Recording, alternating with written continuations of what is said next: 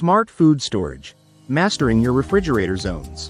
Keeping your refrigerator organized is key to food safety and freshness. Set your fridge to 37 degrees Fahrenheit or 3 degrees Celsius and your freezer to 0 degrees Fahrenheit or -18 degrees Celsius to prevent bacterial growth. Use top shelves for drinks and leftovers, middle shelves for dairy, and the cold bottom shelf for raw proteins. Store produce in the crisper drawers with proper humidity settings, and keep condiments in the door, the warmest zone.